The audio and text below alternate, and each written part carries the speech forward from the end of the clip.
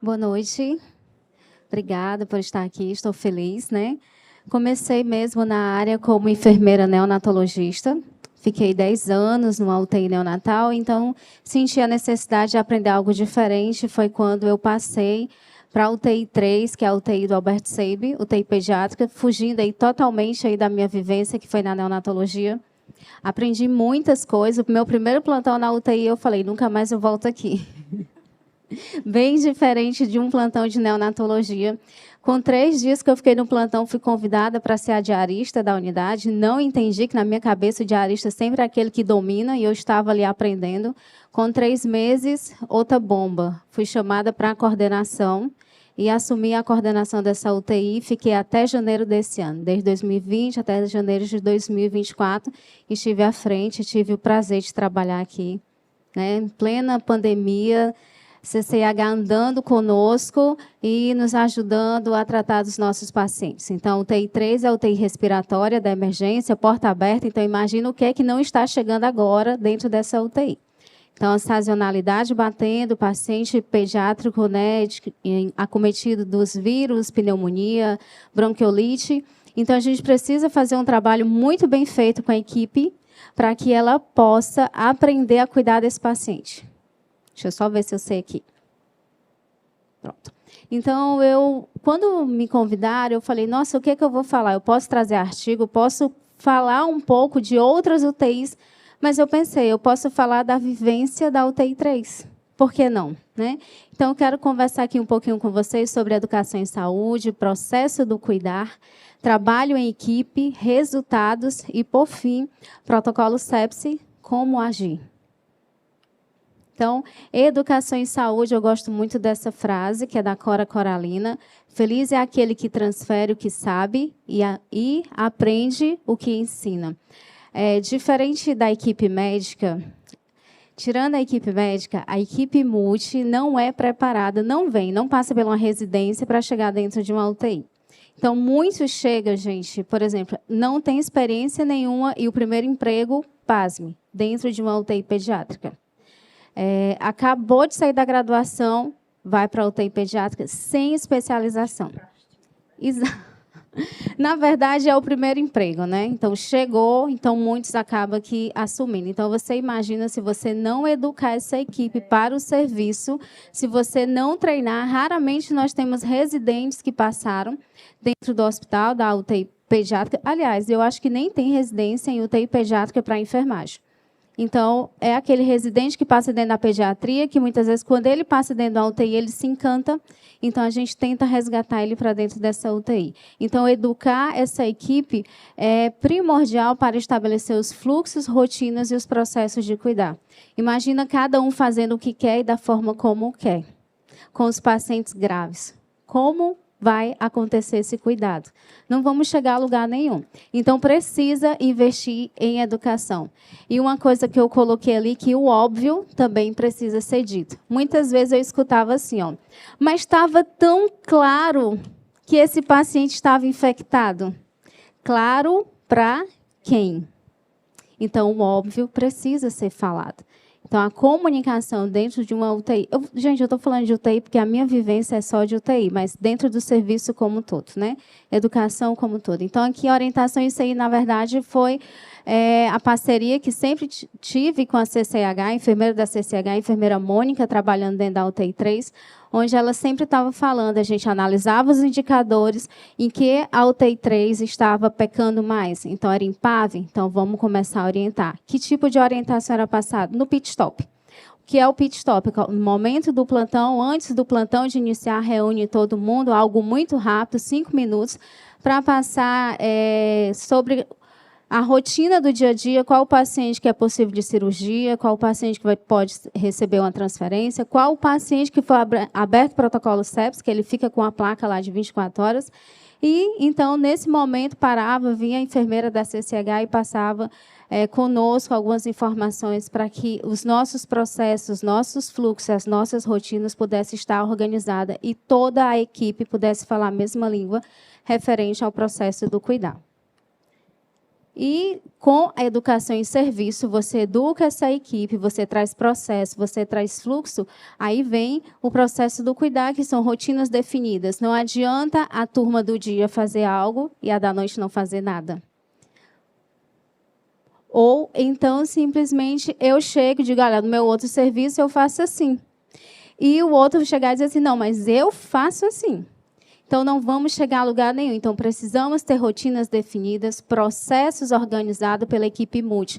Não adianta somente o coordenador chegar e falar. Eita, dei spoiler aqui, não foi?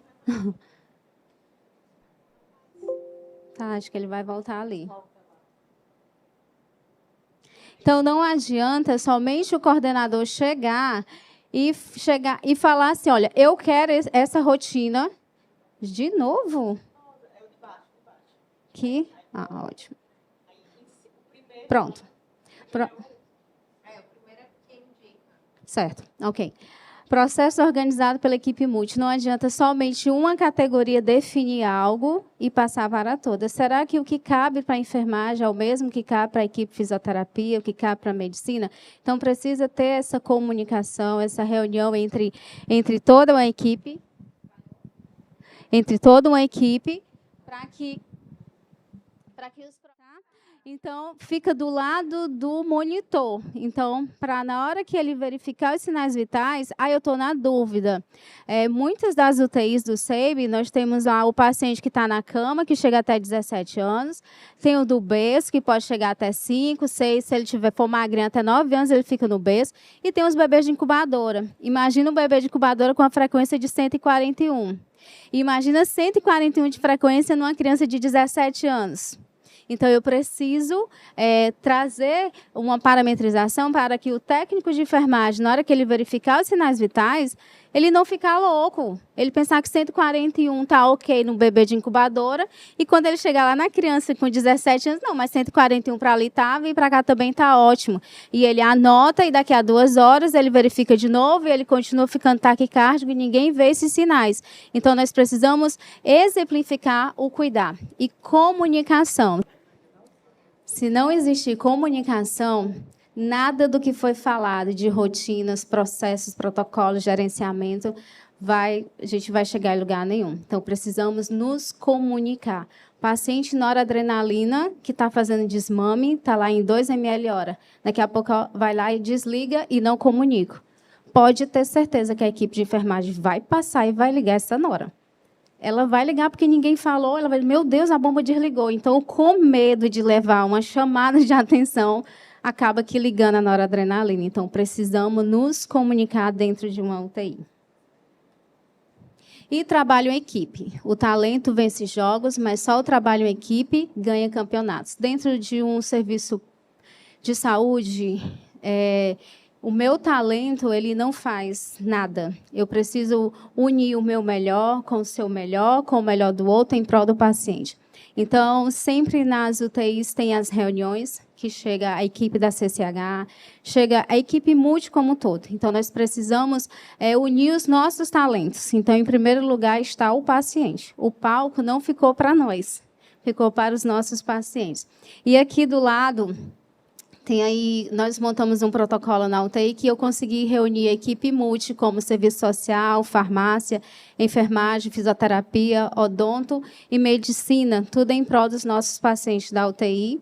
Né? E aqui, reunir a equipe, ouvir a equipe, não só fazer processos, protocolos, fluxos, mas também ouvir o que a equipe quer. Muitas vezes a gente coloca tanta coisa para eles, mas não escuta o que eles têm a falar. E, às vezes, eles chegam com uma ideia bem melhor de quem está do lado da coordenação. Porque, quando você está no operacional, você enxerga as falhas, as necessidades. Então, precisamos ouvir a nossa equipe. Tá? E, com tudo isso, gente, chegamos aqui a resultados. Treinamentos, atualizações, avaliação, é igual a resultados. Saímos aí de uma infecção, 30 dias sem infecção de corrente sanguínea, 1 dia sem PAV, 64 dias sem infecção urinária, 84,5% de adesão e higienização das mãos. Isso foi em setembro. E, em novembro, chegamos a esse resultado. 80 dias sem infecções de corrente sanguínea, 50 dias sem PAV e 113 dias sem infecção urinária e 86% de higiene de adesão das mãos. Então, assim, esse é o resultado. E, Luciano, onde é que fica o protocolo sepsis, né? Até agora eu não falei nada, mas eu queria antes mostrar que se a gente investe na equipe, se nós treinamos a nossa equipe, a gente tem resultado. Então, as infecções dentro de uma UTI, que é porta aberta, que recebe criança aguda, com doenças agudas, que precisa de uma intervenção mais rápida, imagina aí se essa equipe não está preparada para acolher essas crianças e receber. E, só para falar aqui, nesses resultados, gente, foi implementado nessa UTI que nós trabalhamos, o técnico guardião. O que era isso? Como, infelizmente, a rotatividade dentro do serviço público é gigantesco, então, a cada 3 em 3 meses, praticamente os processos, protocolo, ninguém sabia, porque a cada 3 meses eu tinha uma equipe de técnico novata, eu tinha equipe de enfermeiros novata, a cooperativa gira demais. Então, a gente não consegue ter esse processo caminhando dentro das UTIs. Então, foi instituído o técnico guardião, o técnico que tem domínio na liderança, conhece os processos para que quem está chegando se apoiar nesse técnico e quem já está na unidade também se apoiar nesse técnico e os processos serem repassados para que todos falem a mesma língua. E com isso chegamos a esse resultado, né? Isso são crianças menos infectadas, uma equipe unida em prol de cuidar e salvar vidas. E protocolo sepsis. E agora?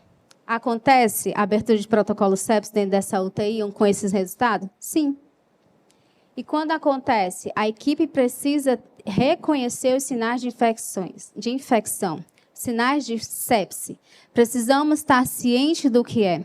Muitas vezes, quando nós falamos, e aqui está aqui a Tiele, que também trabalha lá na 3, trabalhou comigo, ela veio assistir a palestra, e quando muitas vezes chega e fala, olha, esse paciente está taquicárdico, ele está com hipertermia, está anúrico, muitas vezes escutamos, é monitorite. Nem levanta para avaliar o paciente. Então, assim, vamos acreditar no que está chegando. E se não acredito que realmente o paciente está taquicárdico, ou que aquela pressão não está adequada, vamos avaliar os nossos pacientes. Não vamos culpar os dispositivos médicos. Vamos olhar para o paciente, porque a clínica é soberana. Então, precisamos entender. Então, quando a equipe entende sinais de sepsis, e realmente é aberto o protocolo, é acionar a equipe médica de enfermagem e acionar a equipe de laboratório.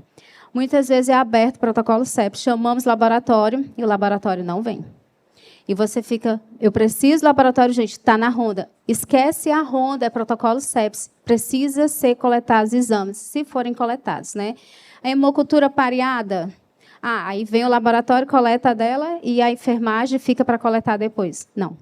Você precisa entender que hemocultura pareada tem que ser de imediato, as duas, ou diferença, 10 minutos no máximo, no mínimo. Né? Então, assim, sempre é coletado juntos. E chamar o laboratório, que muitas vezes acontece. Está na ronda e sempre falar, olha, protocolo sepsis, esse exame precisa ir agora para lá. Então, se você não sinalizar, como eu disse, o óbvio precisa ser falado. Então, ela vai achar que está tudo certo, foi só apenas mais um exame que foi coletado dentro de uma UTI. E o detalhe que foi falado é 10 ml. Muitas vezes dá uma dor no coração. Você olha para aquele menino, você vai dizer assim, meu Deus, vou tirar 20 ml, 20 do cateto central, 20 periférica, e agora? Mas precisa. O neonato não dá. Mas os maiorzinhos, a pediatria, nós conseguimos. Então, é esse entendimento que precisa ser passado para a equipe. No protocolo sepsis, a gente precisa saber que na hemocultura são, no mínimo, 10 ml. Tá? Ressuscitação volêmica. Então, foi prescrito entrar o mais rápido e instalar o antibiótico o mais rápido. E sempre na dúvida qual o antibiótico quer que entre primeiro. Isso no prazo máximo de 1 hora. Porque se eu colocar para 2, gente, vai entrar com 4. Então, se eu falar que é em 1 hora, 30 minutos, isso corre. E não só abrir o protocolo. Tá? Não só abrir o protocolo. Precisamos olhar para o nosso paciente. As intervenções que foram feitas nesse paciente foram eficazes? Ou as intervenções que foram feitas, eu preciso avaliar, ou simplesmente abrir o protocolo e deixa, perdi a folha, né? Eu não sei onde eu coloquei. Ou simplesmente eu só abri, escrevi na folha e por isso ficou. E muitas vezes acontece, tá? De ser aberto um protocolo, aí passa o paciente, ele piora, vai para a UTI, aí alguém diz assim, mas foi aberto o protocolo dele, 10h30. Quando você pega a folha, realmente foi aberto, está só escrito não. E não foi coletado nada, não foi feita nenhuma intervenção. Então, não só abrir o protocolo, avaliar todas as intervenções realizadas nesse paciente. E, por fim, pense, pode ser, sepse. Tá? Obrigada pelo convite, tá? E foi um prazer estar aqui com vocês.